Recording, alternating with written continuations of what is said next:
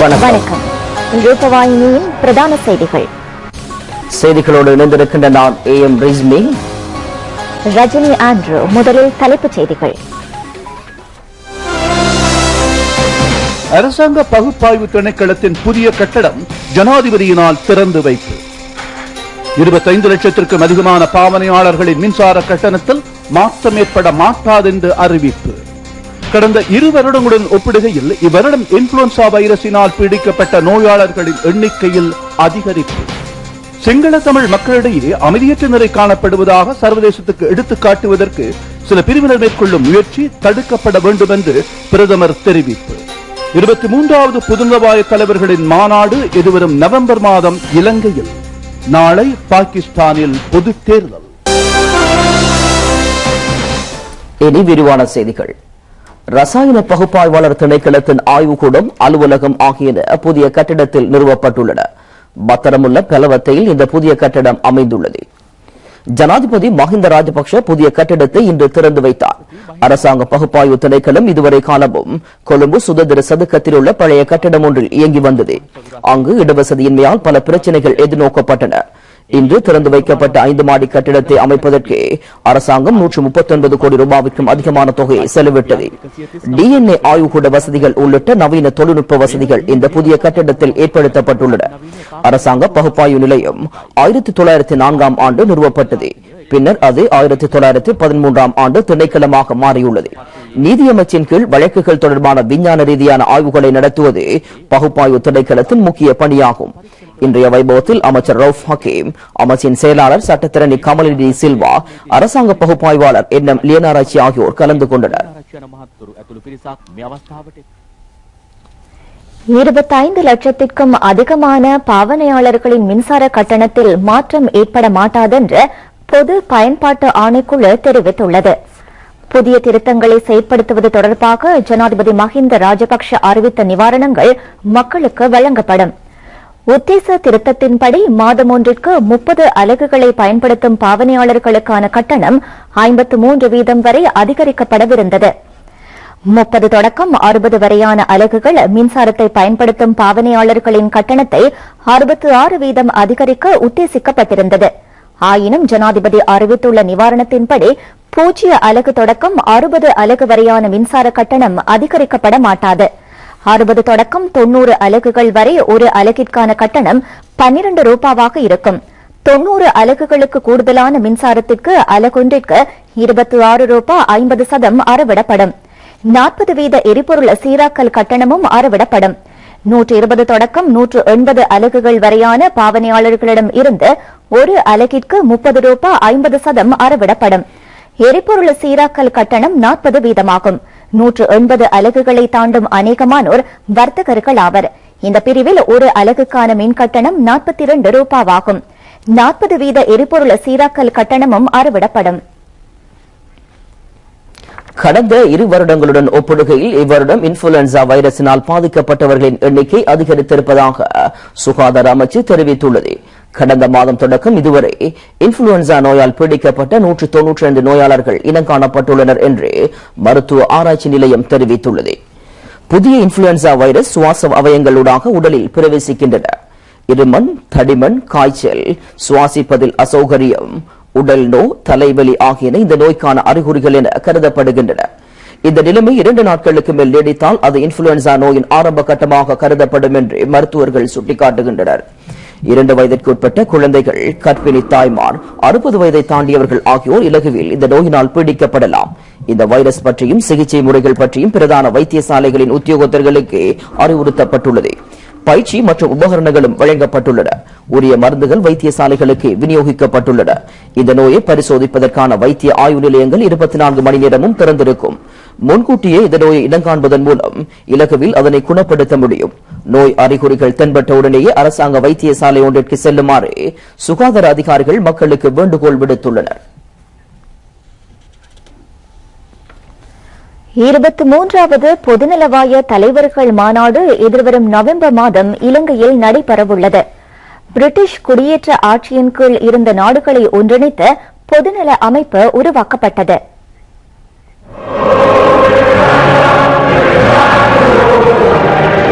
சூரியன் அஸ்தமிக்காத ராஜ்யம் என தெரிவிக்கப்பட்ட பிரிட்டிஷ் குடியேற்ற ஆட்சியிலிருந்து விடுதலை பெற்றமையே பொதுநலவாய அமைப்பு உருவாவதற்கான அடித்தளமாக விளங்கியது. பிரிட்டிஷ் குடியேற்ற நாடுகள் பிரிட்டிஷ் பொதுநலவாய நாடுகள் ஒன்றியமாக கருதப்பட வேண்டும் என்று ரொசல்பெரி பிரபு 1884 ஆண்டு யோசனை தெரிவித்திருந்தார்.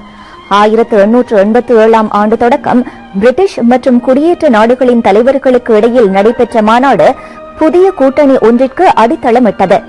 டொமினியன் அந்தஸ்து பெற்ற நாடுகள் ஒரே விதமாக கருதப்பட வேண்டும் என்று 1926 ஆண்டு ஃபெல்பர் மாநாட்டில் யோசனை தெரிவிக்கப்பட்டது. இரண்டாம் உலக மகா யுத்தத்தின் பின்னர் குடியேற்ற நாடுகள் பல சுதந்திரம் பெற்றன.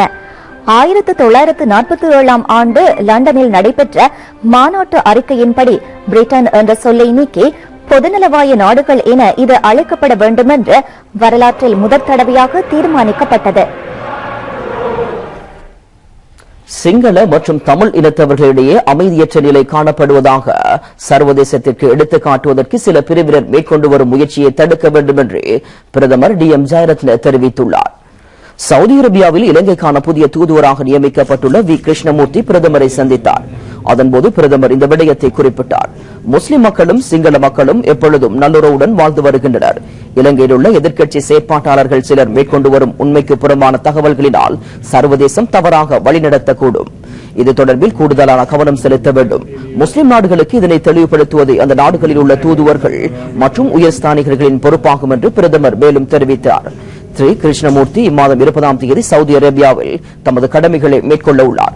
இதனை முன்னிட்டு விசும்பாயாவில் உள்ள பிரதமரின் இல்லத்தில் தூதுவரை பிரதமர் சந்தித்தார் என்பது குறிப்பிடத்தக்கது. வவுனியா மாவட்டத்தின் அபிவிருத்திக்காக கடந்த 3 வருட காலப்பகுதியில் பொருளாதார அபிவிருத்தி அமைச்சினால் 230 கோடி ரூபாய் நிதி ஒதுக்கீடு செய்யப்பட்டுள்ளது.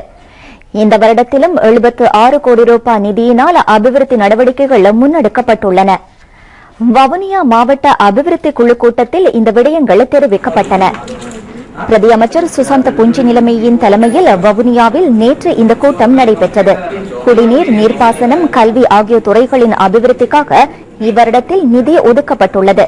உள்ளூராட்சி மன்றங்களின் அபிவிருத்திக்காக 6 கோடி ரூபாய் நிதி ஒதுக்கீடு செய்யப்பட்டுள்ளது. இதற்கான அபிவிருத்தி குழுவின் சிபார்சுகள் எதிர்வரும் 2 வார காலப்பகுதியில் தெரிவிக்கப்பட வேண்டும் என்று அமைச்சர் ரிஷாட் பதியுதீன் ஆலோசனை வழங்கியுள்ளார். மீள குடியமர்த்தப்படும் மக்களின் வாழ்க்கை மேம்பாட்டுக்கான அபிவிருத்திகள் தொடர்பிலும் அங்கு கவனம் செலுத்தப்பட்டது.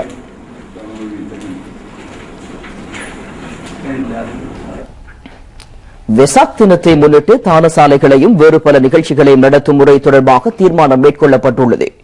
பௌத்த அலுவல்கள் திணைக்களம் மற்றும் அகில இலங்கை சாசன ரக்ஷய பலமண்டலையும் நடத்திய பேச்சுவார்த்தைக்கு பின்னர் இதற்கான தீர்மானம் மேற்கொள்ளப்பட்டது. வெசாக் நோன்பு தினத்தை முன்னிட்டு பல்வேறு நிறுவனங்கள், அமைப்புகள் மற்றும் தனிநபர்கள் தான சாலைகளை நடத்துவது என்ற போர்வையில் நிதி சேகரித்து வருவதாக தகவல்கள் கிடைத்துள்ளன என்று பௌத்த அலுவல்கள் திணைக்களம் தெரிவித்துள்ளது. சில தான சாலைகள் பௌத்த தர்மத்திற்கு மாசை ஏற்படுத்தும் வகையிலும் பொதுமக்களுக்கு சிரமங்களை ஏற்படுத்தும் வகையிலும் நடத்தப்படுவதாக தகவல்கள் வெளியாகியுள்ளன. வெசாக் நோன்பு தினத்தை முன்னிட்டு நடத்தப்படும் தான சாலைகள் மற்றும் ஏனைய நிகழ்ச்சிகள் பௌத்த மத கோட்பாடுகளுக்கு அமைய நடத்தப்பட வேண்டும். இவை பொதுமக்களை சிரமங்களுக்கு உள்ளாக்காத வகையில் நடத்தப்பட வேண்டும் என்று பௌத்த அலுவல்கள் ஆணையாளர் நாயகம் சந்திரா பிரேமகமகே தெரிவித்துள்ளார். தான சாலைகளை நடத்தும் போது சம்பந்தப்பட்ட பிரதேச விகாராதிபதி, தேரர்கள் மற்றும் கிராம உத்தியோகத்தர்களுக்கு அது தொடர்பாக தெளிவுபடுத்தப்பட வேண்டும். நிதி உதவிகளை திரட்டும் போது தேரர்களினதும் கிராம உத்தியோகத்தர்களினதும் ஆலோசனைக்கு அமைவாக மாத்திரம் செயற்பட வேண்டும். தான சாலைகளுக்கு வருமாறு மக்களை அழைப்பதற்கு பௌத்த கொடிக்கு பதிலாக மஞ்சள் நிற கொடியை பயன்படுத்த வேண்டும். குபுகோவில் உள்ள முக்கிய பிரமுகர்களுக்கான பாதுகாப்பு உத்தியோகத்தர்கள் முகாமை ஜனாதிபதி மஹிந்த ராஜபக்ஷ நேரில் சென்று பார்வையிட்டார்.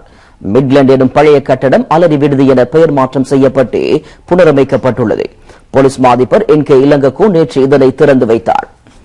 முக்கிய பிரமுகர்களுக்கான பாதுகாப்பு முகாமில் பயிற்சி பெறும் உத்தியோகத்தர்களுக்கான வசதிகளை விரிவுபடுத்துவதே இதன் நோக்கமாகும். இந்த திட்டத்திற்கு 1 கோடி 50 லட்சம் ரூபாய் செலவாகும் என மதிப்பிடப்பட்டிருந்தது. கட்டட நிர்மாண பணிகளுக்கு இந்த முகாமை சேர்ந்த உத்தியோகத்தர்கள் சிரமதானம் மூலம் உதவினார்கள். இதன் காரணமாக சுமார் 60 லட்சம் ரூபாய் பணத்தை மீதப்படுத்தக்கூடியதாக இருந்தது. 25 உத்தியோகத்தர்களுக்கு இங்கு விடுதி வசதிகள் உள்ளன. இந்த கட்டிட திறப்பு விழாவை முன்னிட்டு ஜனாதிபதி தலைமையில் 50 பிக்குமாருக்கு தானம் வழங்கப்பட்டது. அலரி விடுதி வளவில் சந்தன மர செடியொன்றையும் ஜனாதிபதி நாட்டி வைத்தார். அமைச்சர் நிர்மல கொத்தலாவல, பாராளுமன்ற அங்கத்தவர் விதுர விக்ரமநாயக்க, போலீஸ் மாதிபர் என்கே இலங்ககோன், ஜனாதிபதி அலுவலக தலைமை அதிகாரி காவனி சரரத் ஆகியோரும் இந்த நிகழ்ச்சியில் கலந்து கொண்டனர்.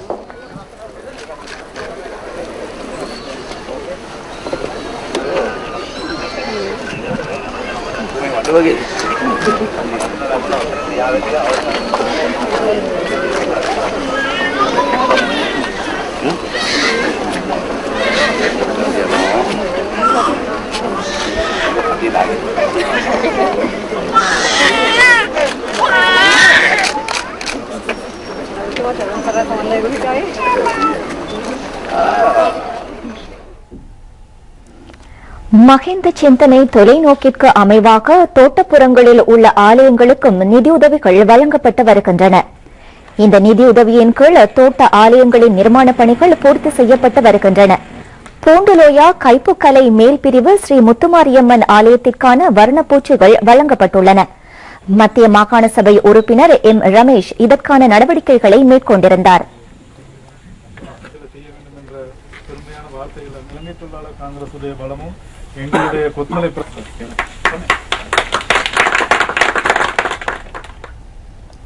அவ்வாறை சவளக்கடை போலீஸ் பிரிவு மாணவர்களுக்கு பாதசாரிகள் கடவையை கடக்கும் விதிமுறைகள் தொடர்பாக விழிப்பூட்டும் சேலமர்வு ஒன்று நடத்தப்பட்டுள்ளது. இந்த சேலமர்வு வேம்படி கலைமகள் வித்தியாலயத்தில் சவளக்கடை போலீஸ் பொறுப்பதிகாரி KS பத்திரன தலைமையில் நடைபெற்றது.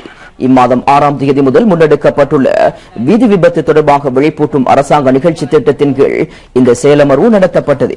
நாவிதன்வெளி கோட்டக்கல்வி அலுவலகத்தின் கீழ் உள்ள பாடசாலை மாணவர்கள் இதில் கலந்து கொண்டனர். பாடசாலை மட்டத்தை பொறுத்த மட்டும்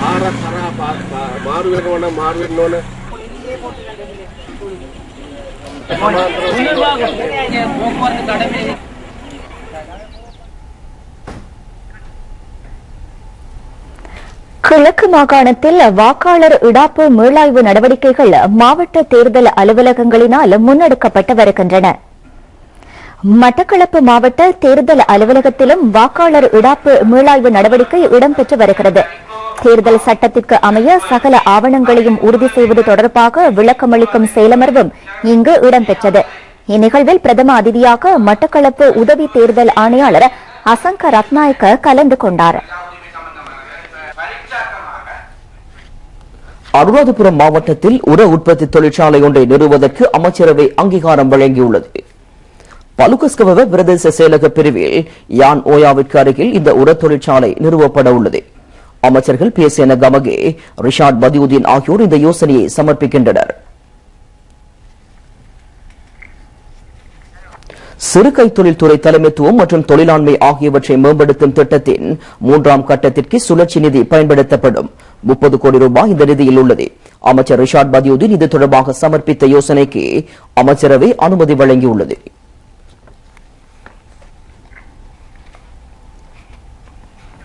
மேலும் 10 நாடுகள் ஜனாதிபதி மாணவ புலமை பரிசில் திட்டத்தில் சேர்க்கப்பட்டுள்ளன. இதுவரை 48 நாடுகளை சேர்ந்த 100 மாணவர்களுக்கு புலமை பரிசில்கள் வழங்கப்பட்டுள்ளன. அமைச்சர் SP திசாநாயக்க இதற்கான யோசனையை சமர்ப்பித்திருந்தார். வர்த்தக பாடநெறியை நடத்தக்கூடிய வகையில் மகரகம ஆசிரியர் பயிற்சி கல்லூரி தரம் உயர்த்தப்படும். இது தொழிலாண்மை மற்றும் முகாமைத்துவ தேசிய கல்விக்கூடமாக பெயர் மாற்றப்பட உள்ளது. அமைச்சர் பந்துல குணவர்தன இதற்கான யோசனையை சமர்ப்பித்திருந்தார். நுளம்புகள் பரவும் இடங்களை துப்புரவாக்கும் நடவடிக்கைக்கு பல அமைச்சுகள் உதவி வருகின்றன. இதன் பொருட்டு பல அமைச்சுகள் ஒன்றிணைந்து செயல்படுவதாக சுகாதார அமைச்சு தெரிவித்துள்ளது. உள்ளூராட்சி மற்றும் மாகாண சபை நிறுவன மட்டத்தில் டெங்கு ஒழிப்பு பற்றிய கூட்டங்கள் நடத்தப்பட வேண்டும். கழிவுப் பொருள் முகாமைத்துவம் தொடர்பான பொறுப்பு உள்ளூராட்சி அமைச்சிடம் ஒப்படைக்கப்பட்டுள்ளது. பொது நிர்வாக அமைச்சினூடாக சகல கிராம உத்தியோகத்தர் பிரிவுகளிலும் நுளம்பு ஒழிப்பு குழுக்கள் நிறுவப்படும். மாவட்டம் மற்றும் தொகுதி மட்டங்களிலும் கூட்டங்கள் நடைபெறும். பாதுகாப்பு அமைச்சும் இவ்வாறான கூட்டங்களில் கலந்து கொள்ள வேண்டும். டெங்கு ஆபத்துள்ள கிராம உத்தியோகத்தர் தொகுதிகளை துப்புரவாக்கும் நடவடிக்கைக்கு பாதுகாப்பு அமைச்சின் உதவி பெற்றுக் கொள்ளப்படும். ஒருங்கிணைப்பு வசதிகளை வழங்குதல், நோயை கட்டுப்படுத்துதல், டெங்கு ஒழிப்பிற்கான கிராமிய குழுக்களை நிறுவுதல் ஆகிய பணிகள் சுகாதார அமைச்சிடம் ஒப்படைக்கப்படும். பாடசாலை சுற்றுப்புறங்கள் தொடர்ந்தும் துப்புரவாக வைத்திருக்கப்பட வேண்டும். கல்வி அமைச்சு இதற்கான ஏற்பாடுகளை செய்துள்ளது. அனைத்து உள்ளூராட்சி பிரதேசங்களிலும் கழிவுப்பொருள் மீள் சுழற்சி முறையொன்று அறிமுகப்படுத்தப்பட வேண்டும். இந்த பொறுப்பு சுற்றாடல் மற்றும் மீள் சுழற்சி சக்தி வலு அமைச்சிடம் ஒப்படைக்கப்படும்.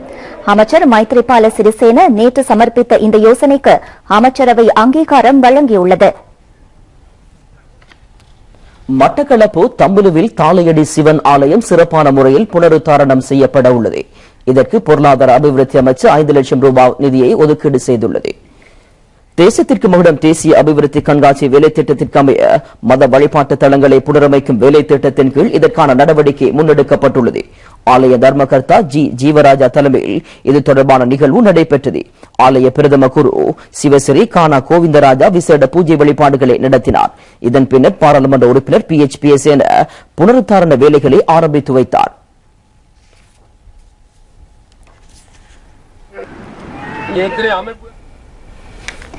யாழ் மாவட்ட பாடசாலைகளில் சமய விழுமியங்களை மேம்படுத்துதல் தொடர்பான அங்குரார்ப்பண நிகழ்வு யாழ் மாநகர சபை கேட்போர் கூடத்தில் நடைபெற்றுள்ளது.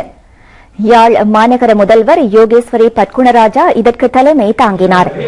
சமயத்தின் தொன்மைகள், அவற்றுக்கான செயற்றிட்டங்கள், சமூக பொறுப்புகள், ஆலயங்களின் சமூக விழுமியங்கள் ஆகியன தொடர்பில் இங்கு கருத்துக்கள் முன்வைக்கப்பட்டன. இங்கு கருத்து தெரிவித்த சர்வமத தலைவர்கள் கலை கலாசார விடயங்களை மேம்படுத்தி சமய கல்வியில் பாடசாலை மாணவர்களை ஆக்கத்திறன் மிக்கவர்களாக கட்டியெழுப்ப முடியும் என்றனர். வடமாகாண கல்வி அபிவிருத்தி குழு தலைவர் செல்வ வடிவேல், நெல்லை ஆதீன குரு முதல்வர் சோமசுந்தர பரமாச்சியார் உள்ளிட்ட பலர் கலந்து கொண்டார்கள். பொத்துவில் பிரதேச செயலாளர் பிரிவில் உள்ள மாணவர்களுக்கு சிப்தொர புறமை பரிசில்கள் வழங்கப்பட்டுள்ளன. இது தொடர்பான நிகழ்வு பிரதேச செயலாளர் MIM தௌஃபிக் தலைமையில் பொத்துவில் பிரதேச செயலகத்தில் நடைபெற்றது. இந்த நிகழ்வில் உள்ளூராட்சி மாகாண சபைகள் அமைச்சின் இணைப்பு செயலாளர் AB தாவூத் பிரதம அதிதியாக கலந்து கொண்டு புலமை பரிசில்களை வழங்கி வைத்தார். பிரதேச சபை தவிசாளர் MSM வாசித், உதவி பிரதேச செயலாளர் HM மாலினி உள்ளிட்ட பலர் கலந்து கொண்டனர். பொத்துவில் பிரதேச செயலாளர் பிரிவிலிருந்து மூவினத்தை சேர்ந்த மாணவர்கள் இதற்கென தெரிவு செய்யப்பட்டிருந்தமை குறிப்பிடத்தக்கது. பாகிஸ்தானில் நாளை நடைபெறவுள்ள பொதுத் தேர்தலுக்கான நடவடிக்கைகள் நிறைவுறும் தருவாயில் இறுதி பிரசாரங்களில் வேட்பாளர்கள் ஈடுபட்டுள்ளனர். சிவில் அரசாங்கம் ஒன்று தனது பதவிக்காலத்தை முழுமையாக நிறைவு செய்த பின்னர் நடைபெறும் முதலாவது தேர்தல் இதுவாகும். பாகிஸ்தானின் 66 வருட வரலாற்றில் முக்கிய நிகழ்வாக இது அமைந்துள்ளது. இருப்பினும் தேர்தலை முன்னிட்டு பல்வேறு வன்முறை சம்பவங்கள் இடம்பெற்றுள்ளன. இவற்றில் 100க்கும் மேற்பட்ட பொதுமக்கள் உயிரிழந்துள்ளனர். முன்னாள் பிரதமர் யூசுப் ரசா கலானி நேற்று பொதுமக்களால் தடுத்து வைக்கப்பட்டார். தேர்தல் பிரசார கூட்டத்தின் போது இந்த சம்பவம் இடம்பெற்றது. பாகிஸ்தான் பொதுமக்கள் கட்சியின் வேட்பாளரான அலி ஐடர் முல்தான் நகரில் வைத்து தடுத்து வைக்கப்பட்டதாகவும் அவர் தெரிவித்தார். முன்னாள் சர்வதேச கிரிக்கெட் வீரர் இம்ரான் கான் தலைமையிலான நீதி கட்சியும் இந்த தேர்தலில் போட்டியிடுகின்றது. மருத்துவமனையில் சிகிச்சை பெற்று வரும் இம்ரான் கான் காணொலி மூலம் தமது ஆதரவாளர்களுக்கு உரையாற்றியுள்ளார். செய்திகளின் நிறைவாக மீண்டும் தலைப்புச் செய்திகள். அரசாங்க பகுப்பாய்வு திணைக்களத்தின் புதிய கட்டடம் ஜனாதிபதியினால் திறந்து வைப்பு. 25 லட்சத்திற்கும் அதிகமான பாவனையாளர்களின் மின்சார கட்டணத்தில் மாற்றம் ஏற்பட மாட்டாது என்று அறிவிப்பு. கடந்த 2 வருடங்களுடன் ஒப்பிடுகையில் இவ்வருடம் இன்ஃபுளுன்சா வைரஸினால் பீடிக்கப்பட்ட நோயாளர்களின் எண்ணிக்கையில் அதிகரிப்பு. சிங்கள தமிழ் மக்களிடையே அமைதியற்ற நிலை காணப்படுவதாக சர்வதேசத்துக்கு எடுத்துக் காட்டுவதற்கு சில பிரிவினர் மேற்கொள்ளும் முயற்சி தடுக்கப்பட வேண்டும் என்று பிரதமர் தெரிவிப்பு. 23வது பொதுநலவாய தலைவர்களின் மாநாடு எதிர்வரும் நவம்பர் மாதம் இலங்கையில். நாளை பாகிஸ்தானில் பொதுத் தேர்தல். இத்துடன் ரூபவாகினியின் பிரதான செய்திகள் நிறைவடைகின்றன. வணக்கம்.